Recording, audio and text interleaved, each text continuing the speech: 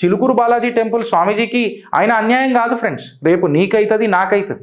స్వామీజీ ఏం తప్పు మాట్లాడిండండి, ఏడ మాట్లాడిరండి, జర ప్రూవ్ చేయగలుగుతారా అండి? ఈ అగ్రెసివ్ ఎఫ్ఐఆర్ కల్చర్ ఏంది అని చెప్పి మాట్లాడుతున్నా. Administration is economic sir and you are ensuring that the administrative mechanism collapses in Telangana. మళ్ళీ దీని మీద ఎవడు మాట్లాడతాడు అని చెప్పి మాట్లాడుతున్నా. న్యూట్రల్ గవర్నెన్స్ ఏడున్నది మన దగ్గర చెప్పురు. నీకు డైరెక్ట్గా అనిపిస్తున్నది Congress is equal to Muslims, Muslims is equal to Congress అని. మళ్ళీ వీళ్ళ మీద ఎఫ్ఐఆర్లు పాపం. అది మళ్ళా పోలీసు వాళ్ళను బలిబాకిరా చేసుడు. చొరబాటుదారులకు చట్టం ఏడు ఉంటుందండి నాకు అర్థం కాదు. కానీ వాడు ఇల్లీగల్ ఇమైగ్రెంట్, వాడు భారతీయుడా?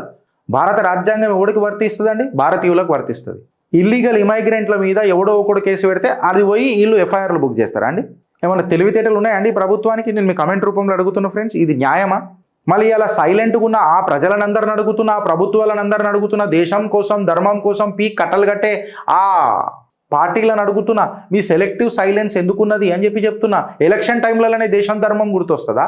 మళ్ళా ధర్మరక్షకులకు ధర్మ విరుద్ధమైన ఎఫ్ఐఆర్లు పెడుతుంటే మీ ధర్మబద్ధత ఏడ దారి తప్పింది అని చెప్పి నేను అడిగితే మీ దగ్గర ఉన్న సమాధానం ఏంది అని అడుగుతున్నా. ఎస్పెషల్లీ బీజేపీలను అడుగుతున్నా.